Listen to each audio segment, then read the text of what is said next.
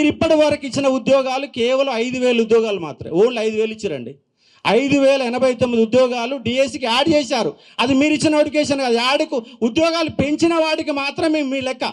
ఎందుకంటే constable notification మీరు ఇవ్వలేదు, ఎగ్జాము మీరు పెట్టలేదు, గ్రౌండు మీరు పెట్టలేదు.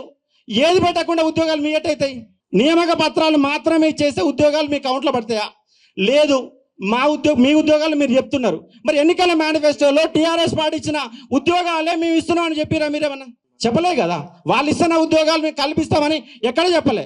వాళ్ళు ఇచ్చిన ఉద్యోగాలు మీ అకౌంట్లో వేసుకున్నారు. ఎందుకంటే ఎస్ఐ కానిస్టేబుల్ నోటిఫికేషన్ ఇచ్చింది గత గవర్నమెంటే, ఎగ్జామ్ పెట్టింది గత గవర్నమెంటే, గ్రౌండ్ పెట్టింది గత గవర్నమెంటే, పత్రాలు మాత్రమే ఇచ్చిండు రేవంత్ రెడ్డి గారు. రెండో అంశం, గురుకులాలు 9,000 ఉద్యోగాలు వేశారు.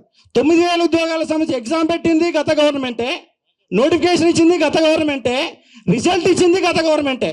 కేవలం పత్రాలు ఇచ్చారు. ఆ పత్రాలు కూడా మీరు పార్లమెంట్ ఎన్నికల కోసం డిఎల్ ఇచ్చిన తర్వాత జేఎల్ తర్వాత పీజీటీ, పీజీ, టీజీటీ ఇట్లా పైకి వెళ్ళి ఇవ్వాలా. కానీ మధ్యలో పీజీటీ ఇచ్చారు. ఎందుకు ఇచ్చారంటే డిఎల్కి డెమో పెట్టాలి, దానికి ఇంటర్వ్యూ ఉంటుంది. జేఎల్కు డెమో ఉంటే ఇంటర్వ్యూ ఉంటుంది. అవి పెడతాను ఇంకో 4 రోజులు పడుతుంది. 4 రోజుల్లోగా మీ ఉద్యోగ పత్రాలు ఇవ్వాలి కదా. అంటే రేవంత్ రెడ్డి ఎన్నికల ముందు కోసమే, మేము ఉద్యోగాలు చెప్పుకోవడం కోసమే మీరు ఇవాళ గురుకులాలలో 2,500 ఉద్యోగాలు మిగిల్చుకున్నారు. ఇవాళ 2,500 ఉద్యోగాలు మిగిలిపోయినాయి. 2,500 కుటుంబాలు వాళ్ళని మీరు సర్వనాశనం చేసి పడేశారు. ఎందుకంటే ఉద్యోగాలు వస్తాయని చెప్పేసి రాసిరు, 1:2 లిస్టులో ఉన్నారు, పత్రాలు ఇచ్చారు, సర్టిఫికేట్ వెరిఫికేషన్ అయిపోయింది, అన్నీ అయిపోయినాయి. కానీ ఉద్యోగాలు మాత్రం రోడ్డు మీద ఇందిరా పార్క్ 5 సార్లు ధర్నా పెట్టారు. రేవంత్ రెడ్డి గారి ఇంటికి ముట్టడి కూడా 10 సార్లు ముట్టడి చేశారు. అయినా కూడా వాళ్ళ గోస ఇంతవరకు పట్టించుకున్నోడే లేడు. ఎస్ఐ కానిస్టేబుల్ 3,500 ఉద్యోగాలు మిగిలిపోయినాయి.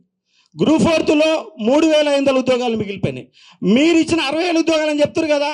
మీరు 60,000 ఉద్యోగాలు ఇవ్వలే, 10,000 ఉద్యోగాలు మిగిల్చుకున్నారు. మీరు వాస్తవంగా చెప్పండి, 10,000 ఉద్యోగాలు మిగిల్చుకున్నారు. కొత్త ఇవ్వాల సర్టిఫికెట్లు ఇచ్చేసి పత్రాల సీఎం అంటే ఎట్లా చెప్పండి మీరు?